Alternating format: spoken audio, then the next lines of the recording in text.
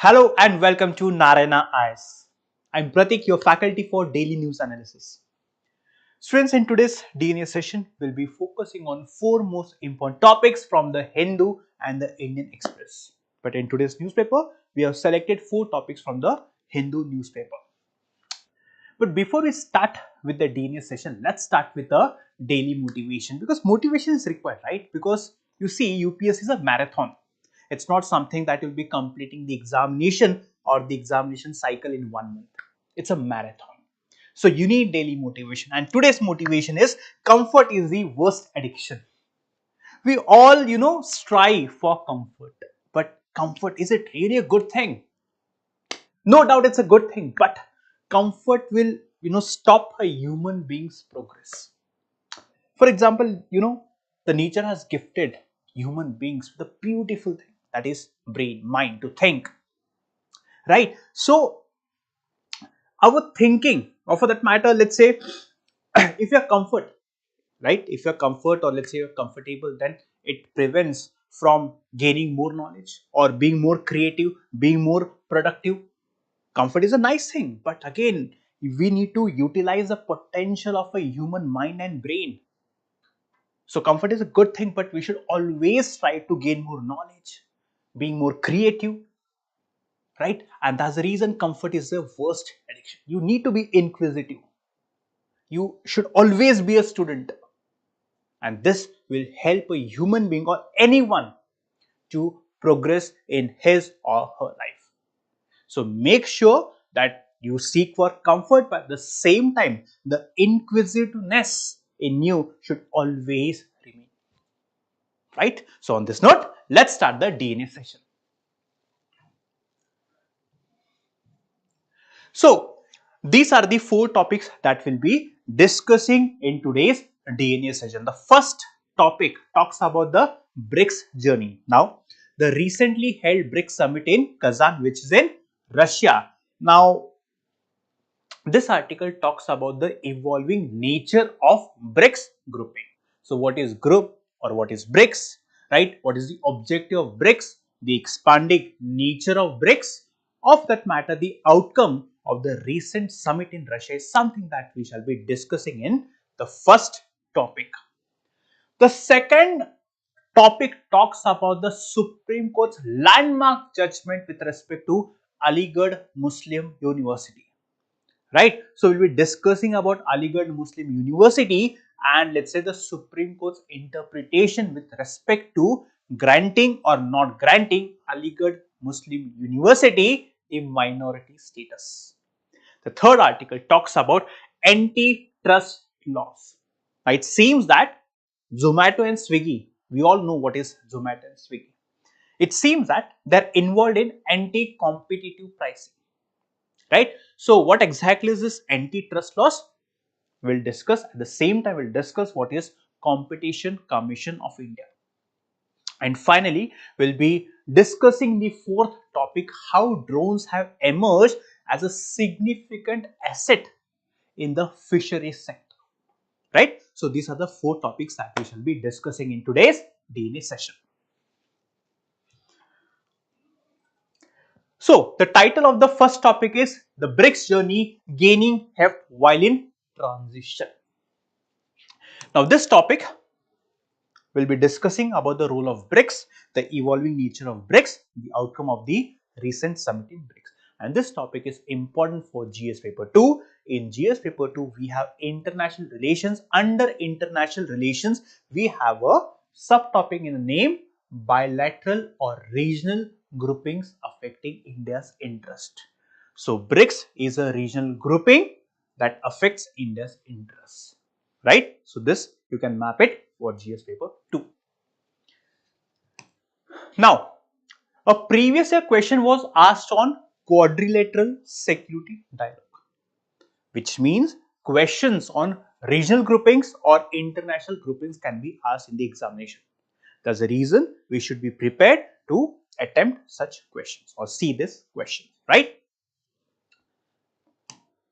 Now, what is the context? The context is that recently BRICS summit is nothing but meeting, took place in Kazan. Where is Kazan? It's in Russia. Now, in the BRICS summit in Kazan, that is Russia, this group, that is BRICS, showed resilience amidst the global tensions. We see the global tensions: Russia-Ukraine war, Israel-Palestine war, disruptions in the global supply chains. Amidst all these global tensions, we see how the grouping BRICS is emerging resilient. At the same time, it is challenging traditional norms. Right. So, now in this article, we shall be discussing about BRICS, the importance of BRICS, followed by the outcome of the recent summit.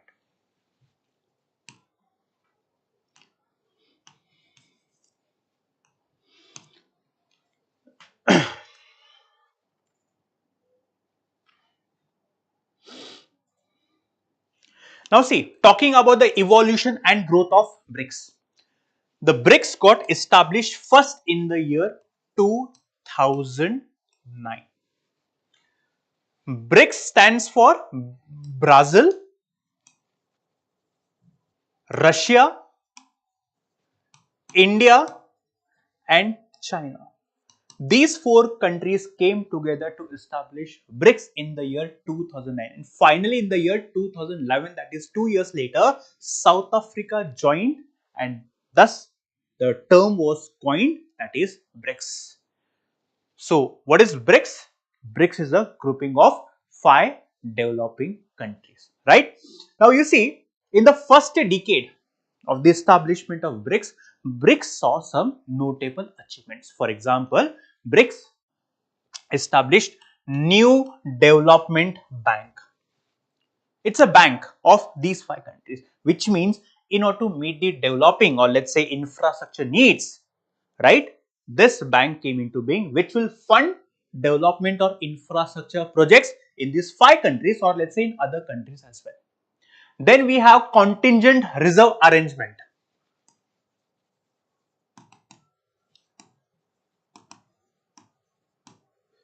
Reserve arrangement.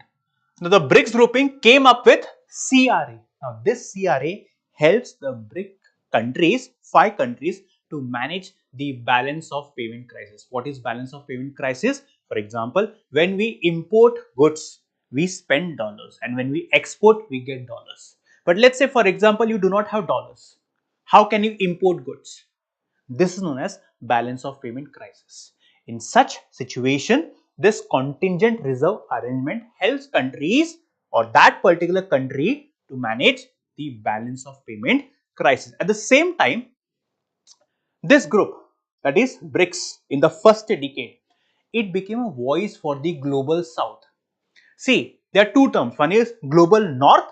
Now, global north, it represents developed countries, and global south, it represents developing countries, or let's say poor countries. So this group came into being or got established to fight against the developed countries hegemony or dominance, right? At the same time, this group also called for reforms in the United Nations. So you see, in the first decade, right, there were some notable achievements of BRICS. But then in the second decade, this group witnessed few challenges, like we had the COVID-19, right? Then we had India-China Galwan clash in the year 2020. Then we had still have Russia-Ukraine war. Russia-Ukraine war. Now these tensions or challenges, it threatened the stability or identity of BRICS, because see, all these countries, India, China, part of BRICS, Russia, part of BRICS. So it in a way put into question the identity of BRICS. This was in the second decade. But BRICS, even after facing challenge, it came back strong. It rejuvenated.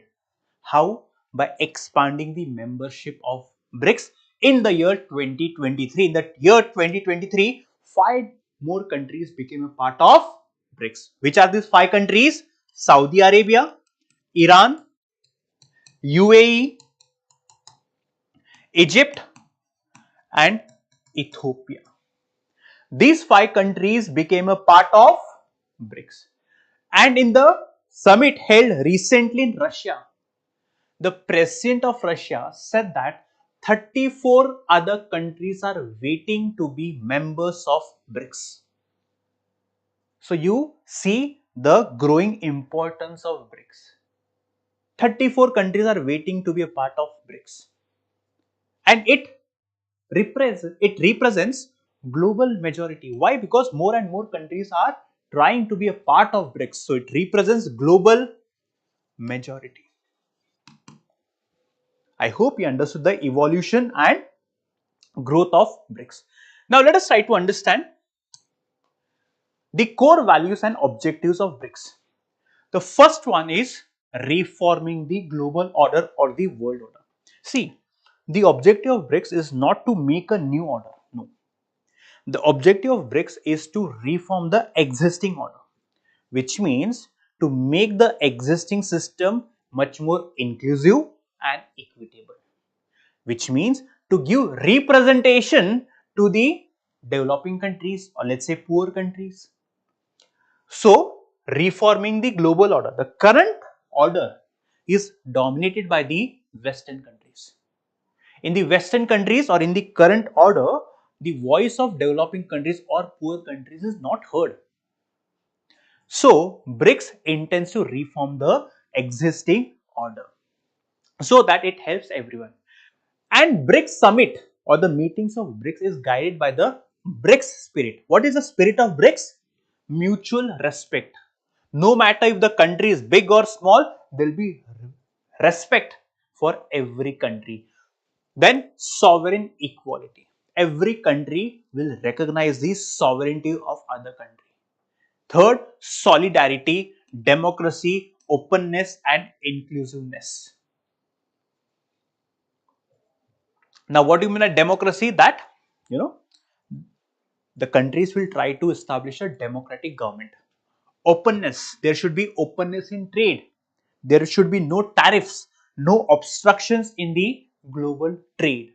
At the same time, the development should be inclusive. That is, each and every country should be a stakeholder of the developmental, or let's say the infrastructure projects. This is the spirit of BRICS. Respect, democracy, solidarity. No matter if the country is rich, poor, it doesn't matter. There will be solidarity. Then there are 3 areas on which the BRICS countries should cooperate. Which are these 3 areas? First one is the political and security. Political level, at the same time security. The first one. The second one is the economic cooperation. The third one is cultural and people-to-people exchanges. So at the political level, there will be cooperation. Political level, which means the security, component. The second one is economic cooperation, trade, right? The import and export of goods. And the last is people to people connection. The more people to people connection establishes, the more it helps two countries to come together. So these are the 3 pillars of cooperation in the BRICS grouping. Now, if we look at the expansion and transition of BRICS, right? Now, recently, BRICS introduced a new concept. And what is this new concept? Partner states. What is it?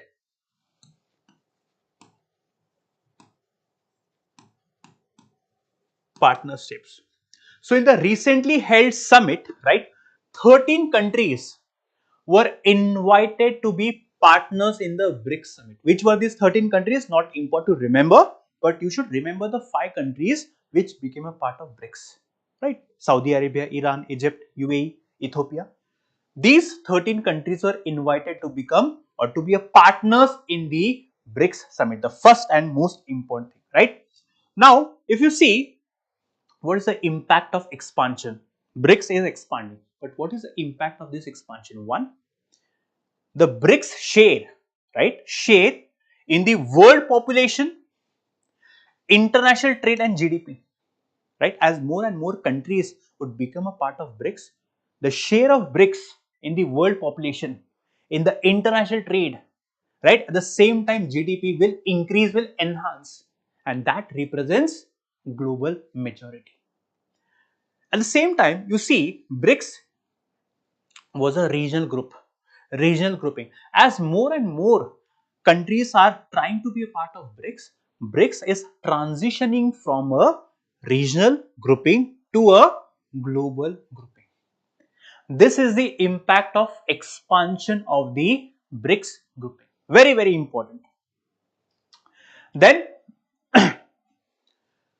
as more and more countries are trying to be a part of the BRICS grouping, we see that this will further consolidate, strengthen the role of BRICS as the voice of emerging and developing countries. Today, if you see, there is no grouping that hears the voice of the developing or poor countries. As I told you, Global South represents developing and poor countries.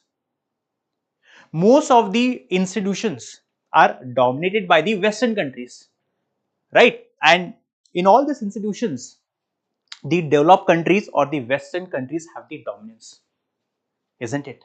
And that's the reason it is very, very important to understand that BRICS grouping is emerging to be a voice of the emerging and developed countries, EMTCs. Very, very important, right? Now, what was the outcome of the recent summit in Russia? The first, it focused on peace and security, which means we have Israel-Palestine war. So, this summit called for immediate ceasefire. Immediate ceasefire. What is ceasefire? That is halting the war as both the countries are fighting, right? So, this grouping called that both the countries, both the entities, Israel as well as Palestine should exercise restraint. They should not fight. However, if we see that in the summit, in the BRICS summit in Russia, the BRICS grouping, it criticized Israel but did not, name Hamas. The summit, it reflected pro-Palestine stand. This summit also called for an independent Palestine country, right? First is peace and security. There should be peace and security. The second one, now here you see that despite Russia being a part of the BRICS, in this summit adopted a very softer tone with respect to Ukraine. It did not criticize Ukraine. Now let's not go into the question whether Russia was right or Ukraine was right. But the fact of the matter is, as Russia is part of BRICS summit, despite so, this summit was not critical towards Ukraine. It adopted a soft approach towards Ukraine, which means it held that only dialogue and diplomacy, only dialogue, that is interaction, talking and diplomacy, can resolve the conflict between Russia and Ukraine. This summit also emphasized that it is very, very important to go behind the root cause. It is important to understand the root issue behind the conflict. The next one, economic and financial cooperation. Now, in the summit, the BRICS countries emphasize that we should start using more and more local currencies instead of depending on the dollar. Now, you see, in the global trade, in the trade we have with other countries, we use dollar. Now, the countries who are part of the BRICS want us to use more and more local currencies so that our dependence on dollar reduces or decreases. But for that, we need to have funds, money. So, again, as Saudi Arabia is hesitant to offer capital support, this initiative might take time to fructify. Irrespective, there is a growing consensus that the dependence on dollar should be reduced and more local currencies should be used so that there should be no dominance of dollars, so that there is no fear of economic sanctions. As of now, the world uses dollar for trade purposes.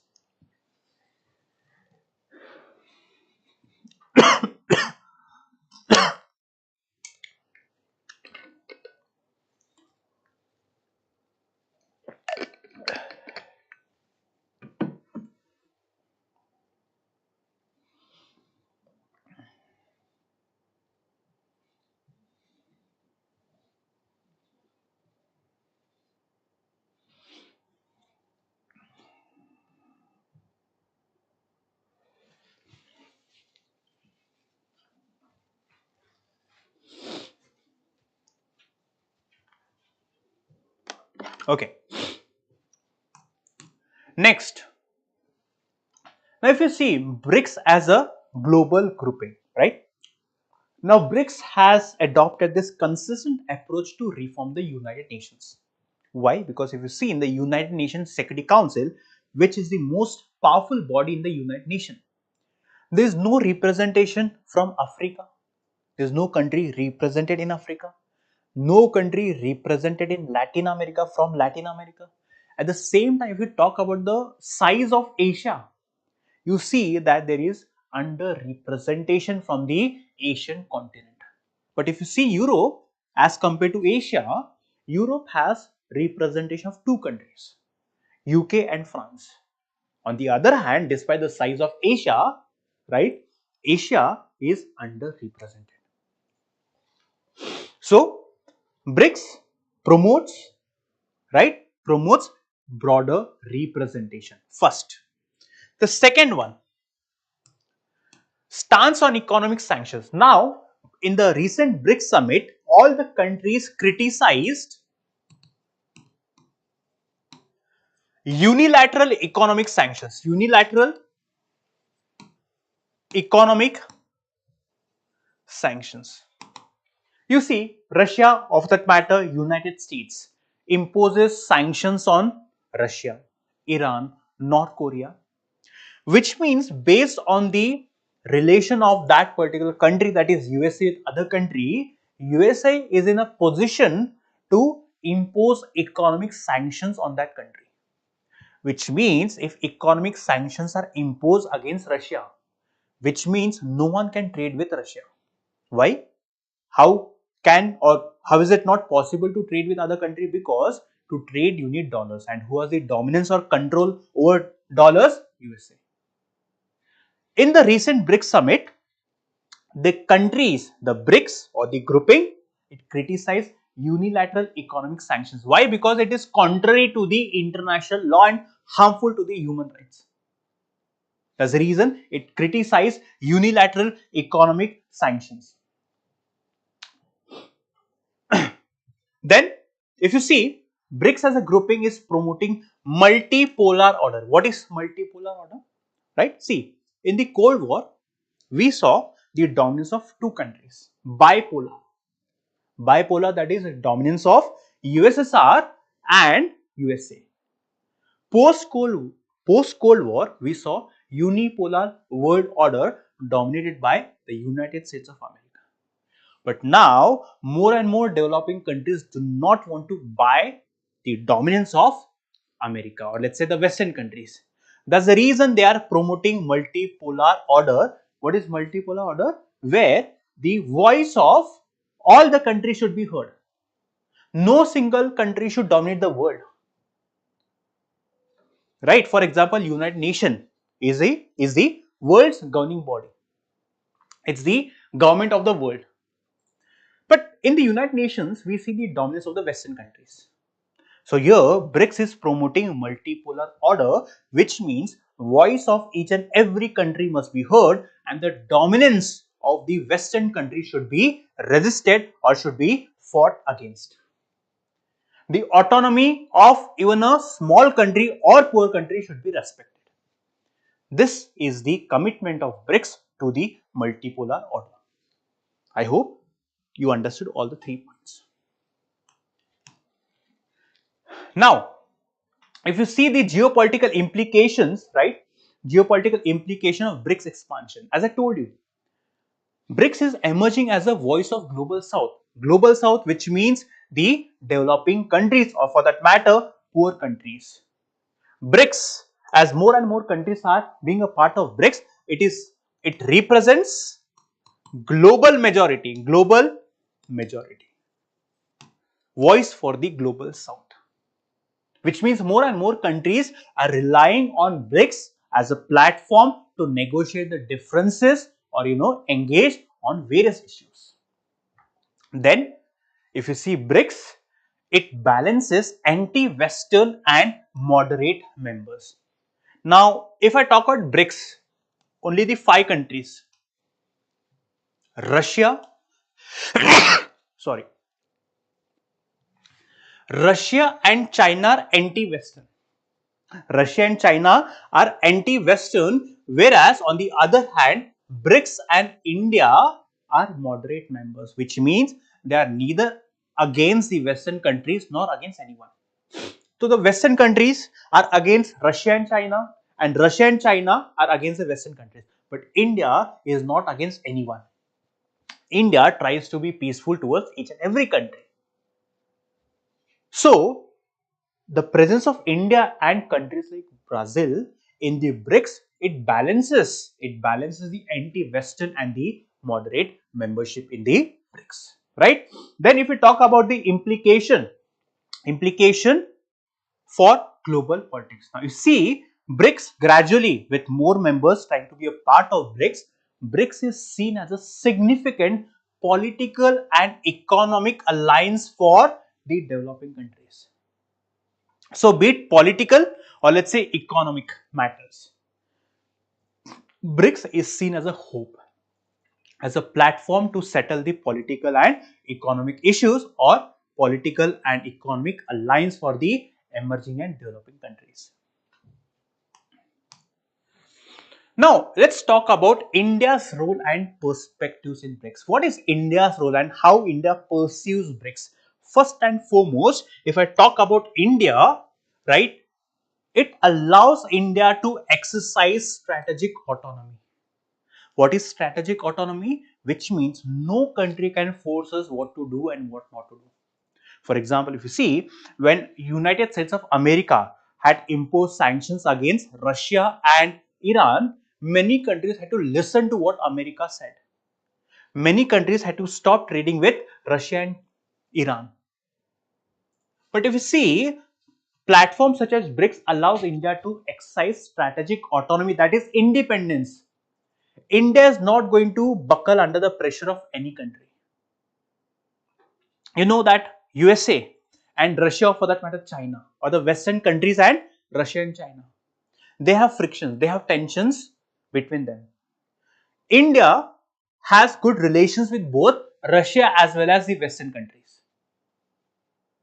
which means no country can force us to do, no country can force us to think or act in a certain way. For example, USA told India not to buy defense weapons from Russia or not to buy oil from Iran. We did not listen.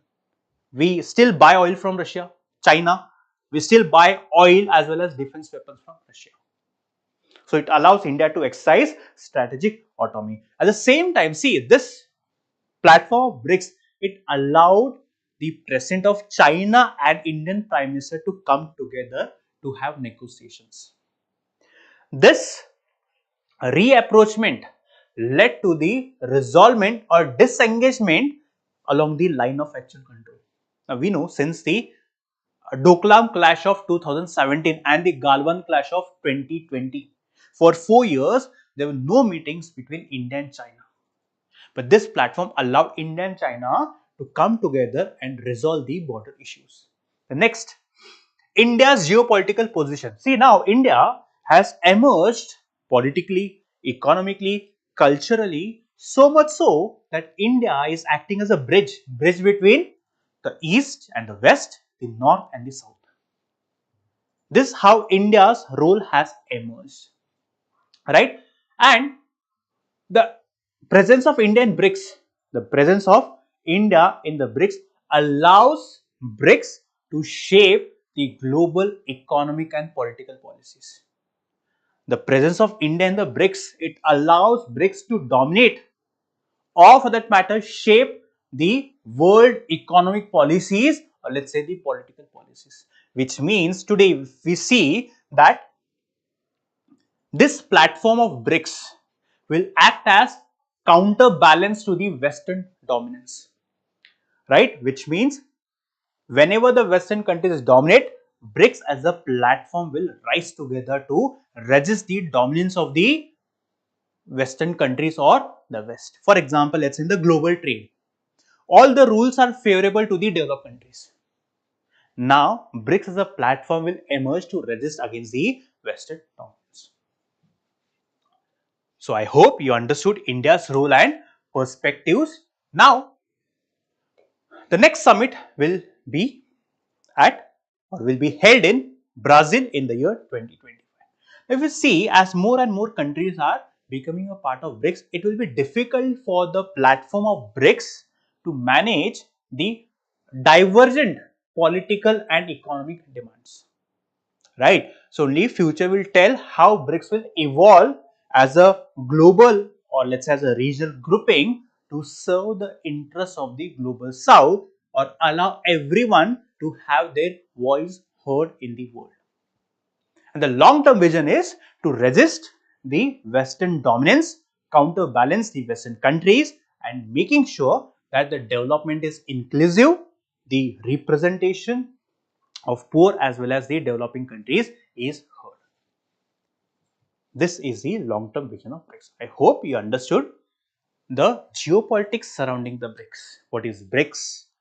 The importance, the objectives of BRICS, the outcome of the recent summit of BRICS in Russia, and how in future BRICS will influence the global economic and political policies, right?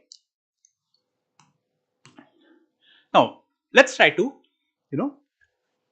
address a question with respect to the topic. What is the topic? BRICS has evolved significantly since its inception in 2009, right? We know that BRICS established in the year 2009, adapting to global challenges and expanding its membership. In light of the Kazan Summit 2024, critically analyze the current trajectory of BRICS and its implication for global governance, particularly in the context of its growing influence of BRICS and the ongoing shift towards a multipolar. If you read this question, it might, sense that this question is complicated, but trust me, the question is not complicated. Reread the question. It's very, very simple question. BRICS has evolved significantly since its inception in the year 2009. Now, in the introduction, you talk about the evolution of BRICS, that is established in the year 2009, 11, South Africa became a part. In the year 2023, 5 more countries became a part of BRICS. Now, then set the tone to write the body of the answer. Right? In the body of the answer, right?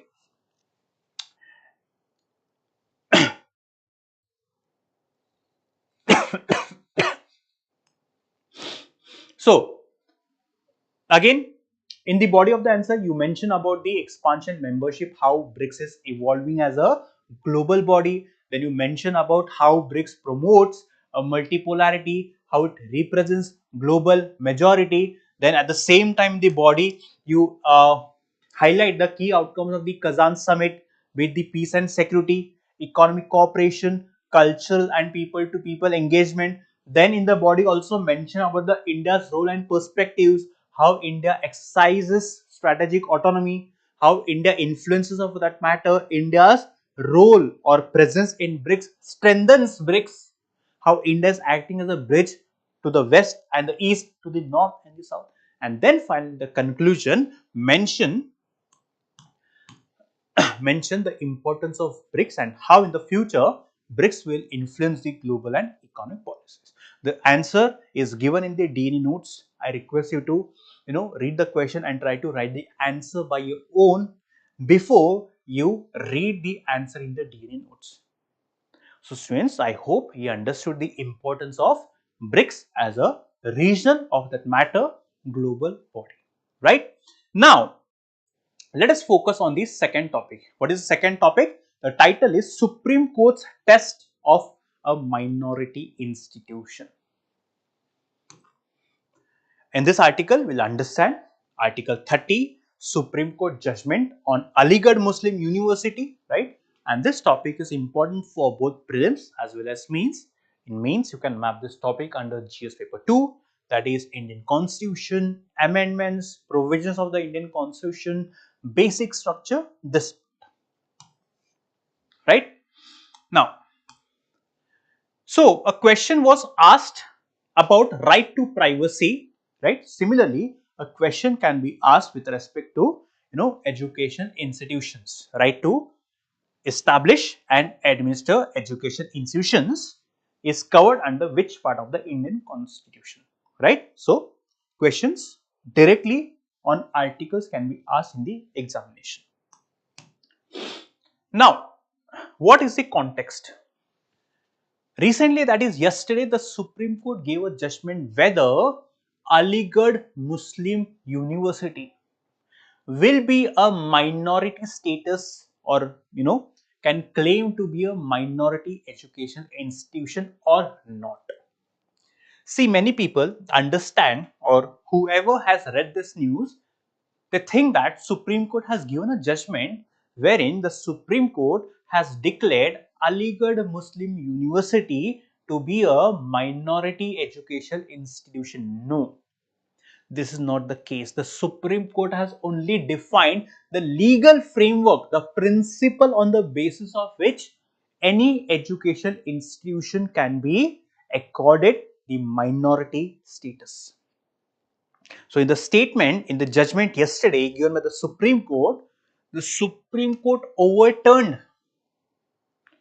its decision that it gave in the year 1967. In the year 1967, the Supreme Court gave a decision. Now, yesterday, the Supreme Court overturned that decision. Right? If you're not understood, it's completely fine. Now, we'll understand one by one what exactly is the issue.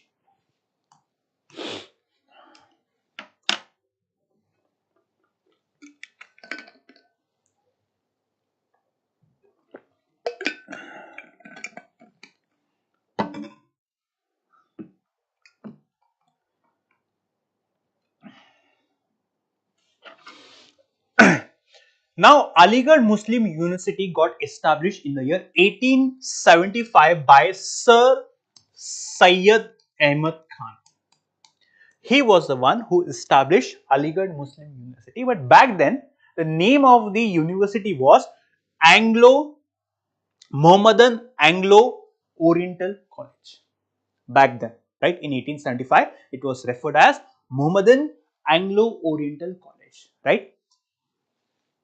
The purpose was to serve, the purpose of this AMU or MO same.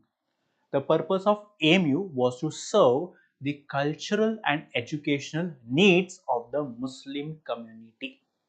What was the purpose? Purpose was to serve the cultural and educational needs of the Muslim university.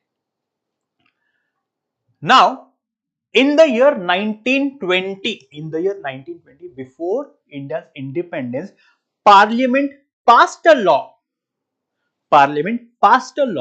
To create Aligarh Muslim University, which means a law was passed, central law was passed to create or establish Aligarh Muslim University. I hope you are getting my point.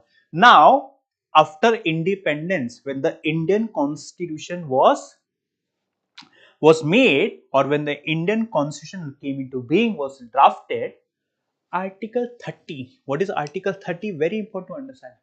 Article 30 allows the minorities. Who are the minorities? The Christians, the Sikhs, the Parsis, the Sikhs, the Buddhists.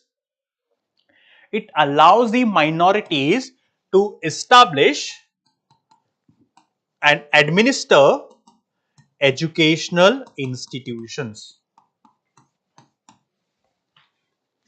Right?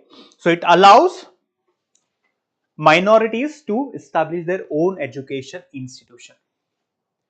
Now, in the year 1967 and under Article 30, Aligarh Muslim University was accorded the status of minority, which means it was referred to as minority education institution. But in the year 1967, in the very famous Aziz Basha versus Union of India case. Now, under this case, what the Supreme Court say? That how can an university, please listen to these words very, very carefully. What the Supreme Court say in the year 1967? How can an university which came into being by a statute or law claim to be a minority status? Why? Because Parliament had passed a law to create Aligarh Muslim University. So how can that status claim to be minority status? And that's the reason the Supreme Court in the year 1967 refused or took away the minority status of Aligarh Muslim University? Supreme Court in the year 1967 refused or took away the minority status of Aligarh Muslim University by saying that how can an university which got created by an act of parliament claim to be a minority status? But again, you see the politics of a country. In order to appease the Muslim community, the parliament of a country in the year 1981 amended this particular law of 1920 and restored the minority status of Aligarh Muslim University. 1967, what the Supreme Court say? That Aligarh Muslim University will no more be a minority institution. In the year 1981, Parliament amends the law saying that no, Aligarh Muslim University is a minority institution. This law of Parliament in the year 1981 was further challenged in the Allahabad High Court. In the Allahabad High Court, it was further challenged. The Allahabad High Court in the year 2006 said that this particular amendment is unconstitutional. It is unconstitutional. Why? Because it is violating the secular principle. Why it is violating the secular principle? Because you see that Aligarh Muslim University is funded by the state. How can a board or university which funds an university promote Islamic education? Right? So, the Aligarh Muslim University was of the opinion that 1981 amendment is incorrect.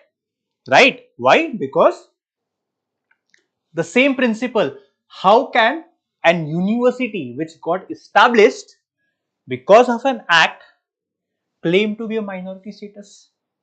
So, the Allahabad High Court said that this amendment is unconstitutional, which means again it took away the minority status of Aligarh Muslim University. Now, this decision of Allahabad High Court was challenged in the Supreme Court.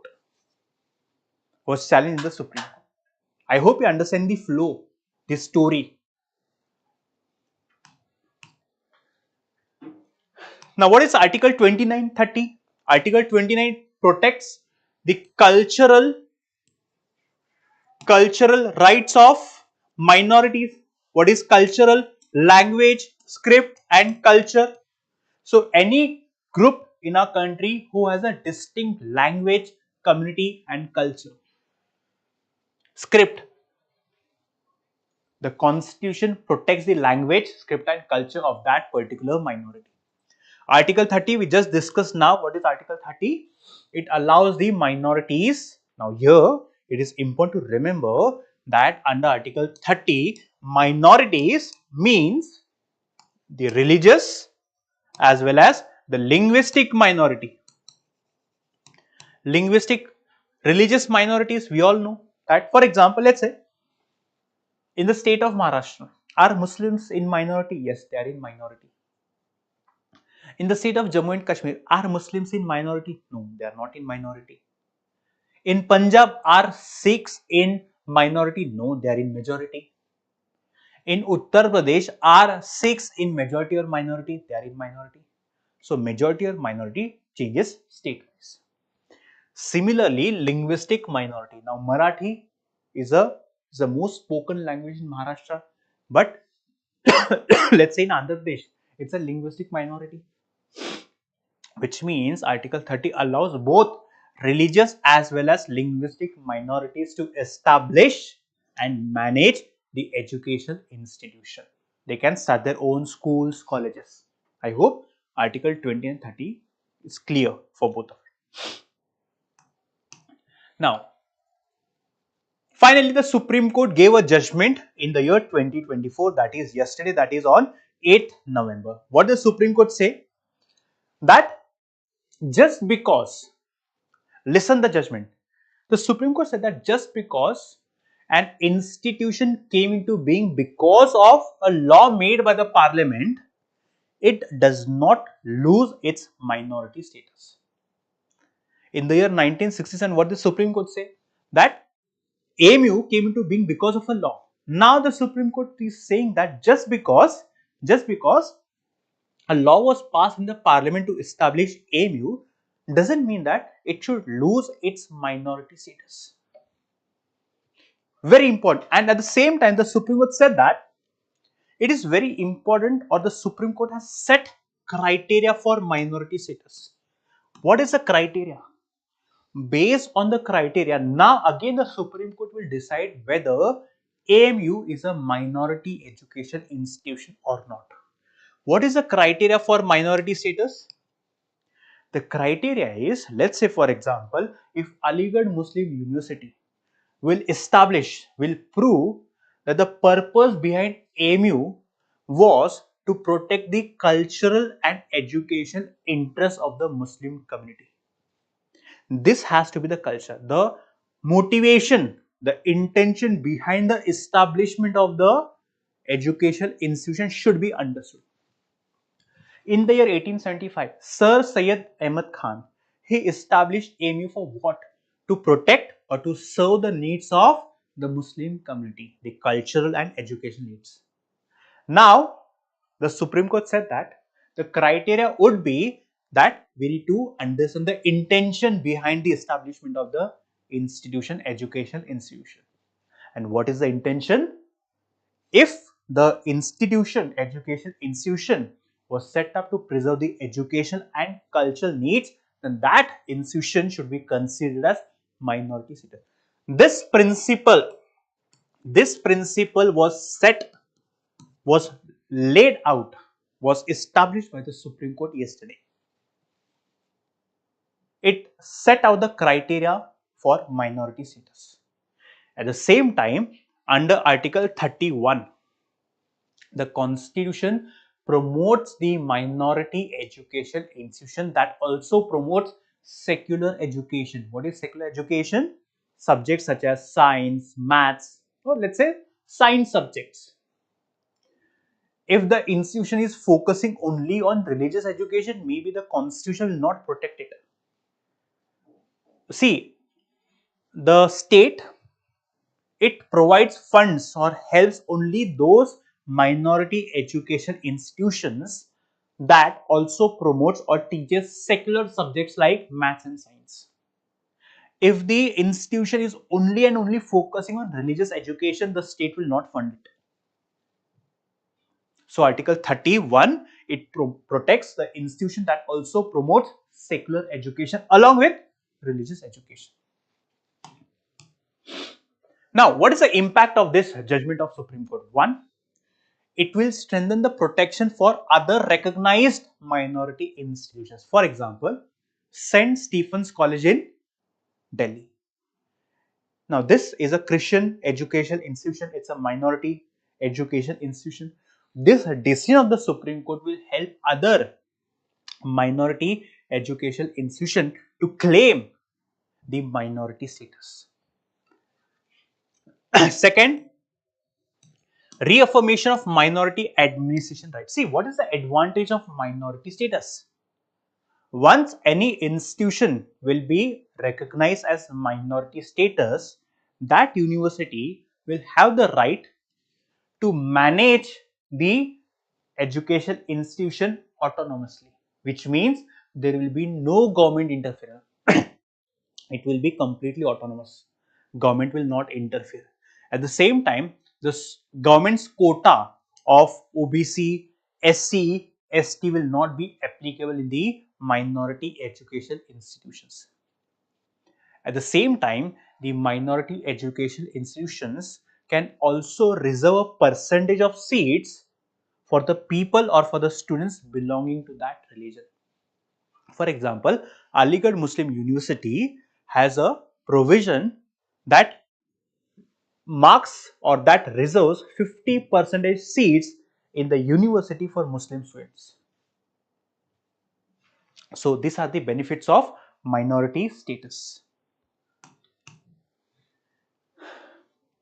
Now the Supreme Court will reassess AMU's minority status. Now the Supreme Court, based on the principle laid down yesterday, the criteria that we discussed, now the Supreme Court will decide whether AMU is a minority institution or not. Second, it will serve as an example for the future minority education institutions like St. Stephen's College and many institutions across different states in our country. At the same time, it balances minority rights with education equality. No doubt, minority have rights in our country. The constitution protects the right. At the same time, it's also important for the minority institutions to ensure that there is equality, which means everyone is in a position to access education. The institution is incorporating secular subjects. I hope you understood the relevance, importance and essence of this second topic, right? Now, please read this question and I request you to comment the answer in the comment box. Article 31 provides protection to only religious minorities in establishing education institutions. Second, minority institutions established under 31 are entitled to certain administrative autonomy like deciding the exam pattern, deciding the teacher's qualification, etc. So, please I request you to comment the answer in the comment box. First statement is correct. Why? Because it protection to not only, this is correct, incorrect, religious as well as linguistic minority. So, this one is incorrect, this one is correct. Option B is the correct answer for question number 2. Now, the third statement. Zomato, Swiggy breach antitrust laws. This is what the CCI, that is Competition Commission of India, said.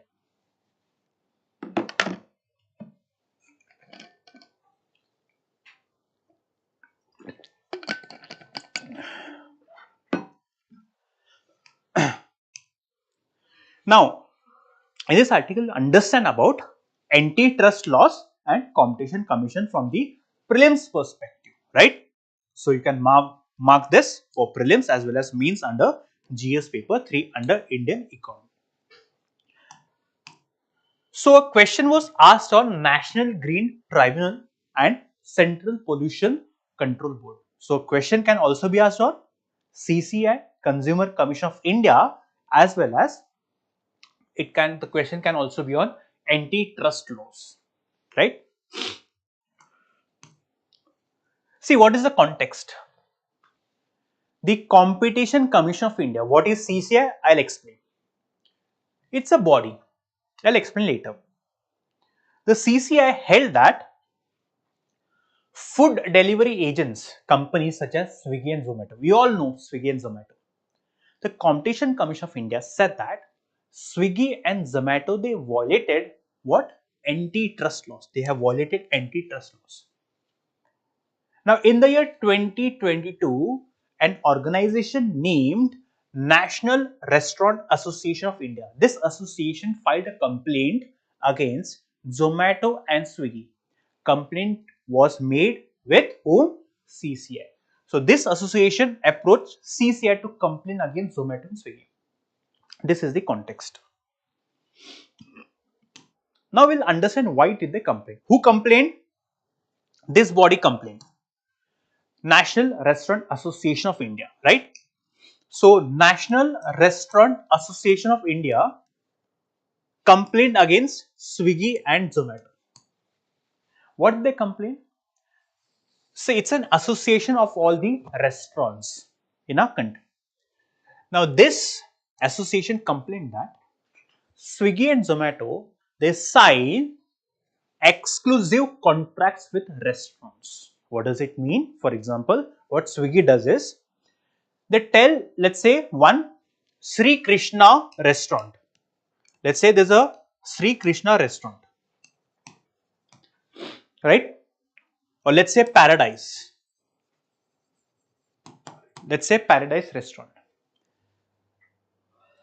So, Zomato Swiggy signs exclusive contract with Paradise. Now, you know, right? So, Zomato is just a platform. Zomato and Swiggy, they are just platform. We are the customers and here we have the restaurants like Paradise. So customers order food from this restaurant using Zomato and Swiggy application. Now this restaurant is selling food to the customer, but at the same time this restaurant is also paying a commission to Swiggy and Zomato, because it is through Zomato and Swiggy they are able to sell their food. For example, let's say they are selling food worth rupees 500. So let's say 80 rupees is the commission they are paying to Zomato and Swiggy. Now they sign exclusive contract with Zomato and Swiggy, which means here now these two have an agreement wherein this company or this restaurant tells them that I'll pay you more commission. I'll pay you more commission, but do one thing. Whenever people open Swiggy and Zomato, my restaurant should be visible on the first page, which means more and more people will, see my restaurant and order food from my restaurant. What we do when we open Swiggy and Zomato, the restaurants which are visible on the first page, we click it. Similarly, now here they're paying them more commission. Why? Because if the restaurant will be visible on the first page, more and more people will buy from them. More and more people will buy from, and such exclusive contracts are. Now because of this, what's happening? Because of this, the other restaurants are at loss. People are unable to see other restaurants in the Swiggy and Zomato application. They are able to see, but not on the first page. Not on the first page. Which means Swiggy and Zomato, by signing separate agreements with restaurants, they are killing competition. Which means now this restaurant will offer food at more cost. Which means they are actually killing the competition, which is not right. Then what is antitrust law? Antitrust law, it prevents monopolies and restrictive practices that reduces competition. Now what this Paradise restaurant did is they try to monopolize, they try to control the restaurant business by making sure they are selling more food to customers. Then we have antitrust laws, which says that such practice is not good, is incorrect. Why? Because of such practices, they are killing the competition. And competition is important. Why? If there is competition, for example, back then, many years back, Airtel, Idea were the companies that were, selling data, and the data was very, very expensive. Then came Jio. More and more people entered the telecom industry. Who got benefited? The customers got benefited. Now the internet is mostly free, right? So competition is required. Why? For customer benefit. Right? That's the reason we have antitrust laws. The purpose is to prevent such monopolistic practices so that the consumer benefits. And if there is more competition, so what happens is, let's say for example, there are two companies A and B. Both of them make iPhones, or let's say both of them manufacture phones. Now this company is selling at 15,000. Now in order to sell more phones, this company will sell phone at 14,000. Now this company will again try to reduce cost, let's say to 13,500, which means they're using more innovation. Using more innovation, reduce the input cost and maximize profit. So through competition, it encourages innovation. Now see, what is Competition Commission of India? I hope you understood what is antitrust laws. Now let us try to understand what is Competition Commission of India. Now, whenever companies are involved in anti-competitive practices, whenever they are doing things which are incorrect, this body, Competition Commission of India, this body came into being with this particular act, which means in the year 2000, Competition Act was passed. Through this act, this body came into being. This act came into being.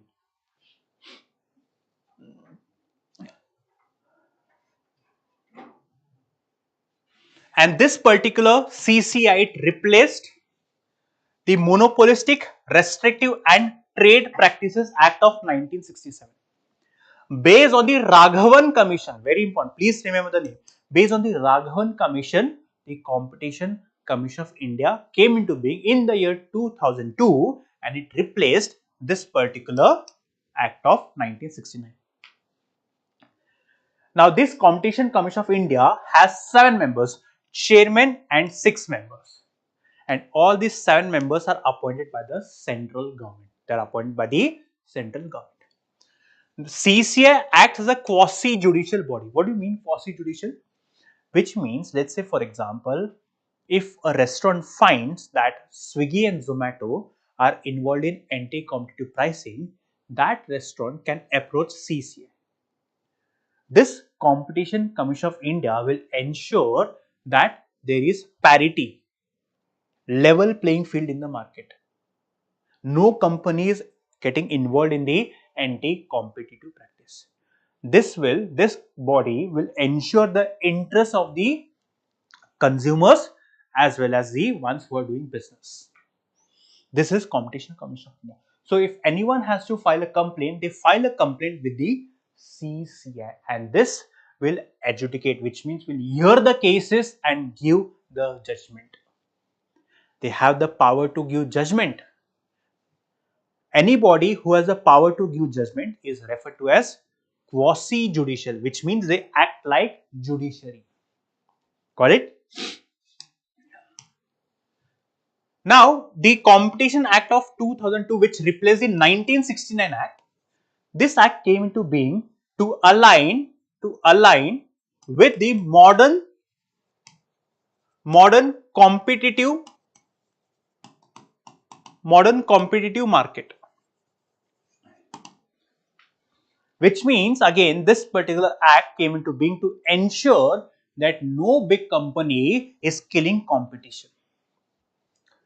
Right? And then we discussed in the last slide that Competition Commission of India, it gives judgment. If you are not happy with the judgment of CCI, you can approach National Company Law Appellate Tribunal. What is it? National Company Law Appellate Tribunal. So judgments against CCI can be heard or appealed before National Company Law Appellate Tribunal. This is the fourth topic or third topic rather. Let's discuss a question. The CCI functions as quasi-judicial body. Yes, we did discuss. Then it was constituted in sorry. It was constituted in 2009 on the recommendation of Rangarajan. No, it was Raghavan Committee, as well as it came into being in the year 2002. Is composed of chairman and 6 members appointed by central government. So this one is correct. This one is correct. 1 and 3 option B is the correct answer for question number 3. I hope you are reading the question and answering it in the comment box. The last question, last topic. Now, the Union Minister of State for Fisheries. This minister said that drones will emerge as a significant asset in the fishery sector, which means drones will play a very important role in the fishery sector. This is the topic, and you can map it under GS paper 3. So a question was asked on blue revolution, right, which also involves fishery. So a question can be asked. As a reason you want to understand such topics. As I told you, the Union Minister of State for Fisheries highlighted or said that drones will be very important in the fisheries sector. So what are drones? They are unmanned aerial vehicles. I hope you must have seen drones. It combines what? Robotics and aeronautics. They are of different sizes, small, medium, big, right? What they do? They are used for surveillance, to monitor, right? Now drones are used for agriculture. For example, it monitors the crop, right? It monitors or it hovers above the agriculture field and monitors what kind of crop farmers are using, what is the condition of soil, etc. Right? Then it also oversees irrigation. It is used in the medical sector, for example, to deliver medicines. Then to collecting samples from remote areas. Then it is used in administration, for example, to upload land records, right? So you can understand the various benefits under different sectors. Media, for example, drones can be used to capture high quality video. Environmental monitoring, for example, using drones, we can track the wildlife, the population, the disease, the issues. Then defense and security, we can use drones to keep surveillance or to keep a watch on our bordering areas to see if the terrorists, right, or let's say the enemies of a country are not entering our country, to keep a watch. So these are the applications of drone. But talking about the fisheries sector. Now, if you talk about the fisheries sector, see, drones, as I told you, they will play a very, very important role in the fisheries sector. How? If I talk about the aquaculture farm management where fishes are produced. For example, using drones, the health of the farms can be understood, the infrastructure needs can be understood, the quality of water can be understood. Why? Because this is what we use the drones for.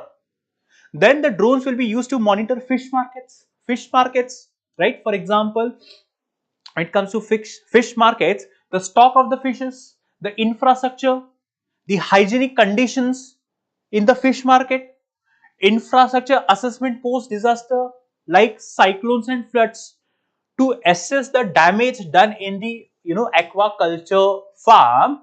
We can use drones to understand the damage done to the infrastructure, underground or underwater monitoring, to understand the behavior of the fishes, to understand the disease behavior pattern, transportation of fish from the farms, from the fish farms to the market. Then promoting climate resilient practices. For example, it can promote seaweed farming. Now this acts as a food. It is used in pharmaceuticals. It is used in jewelry. Tracking fishing vessels. For example, the fishing vessels can be equipped with GPS and transponders. And in case the vessel goes missing, the drones can track the fishing vessel. Then if the drones are equipped with communication technology, it can also give weather forecasts. So point is, drones in the future will be a very, very significant asset in the fisheries sector, right? So that's it, students, from today's DNA session. I hope you understood all the 4 topics. The first topic was about BRICS. The second was about the Supreme Court judgment on Aligarh Muslim University. The third one was about antitrust laws and the Competition Commission of India. Fourth one was about using drones in the fishery sector. Students, I hope you made a note of all the important points, right? Make sure you are revising it. Make sure you have a holistic understanding. In case you do not understand any point, I request you to, comment, message in the comment about the issues you are facing or the point that you have not understood. We will make sure that we address your question, right? All I want to say is try to take the maximum out of the DNA that we, have every day. If you have holistic understanding on the topics that we are discussing, make sure that current affairs, you will have a good hold on current affairs, and current affairs, trust me students, has become a very, very important element in the UPSC examination. So try to take the best out of our DNA and make sure that you are well equipped with all the current affairs topics, right? And before I call it a wrap, I request you to please hit the like, subscribe and share option. Thank you so much for watching.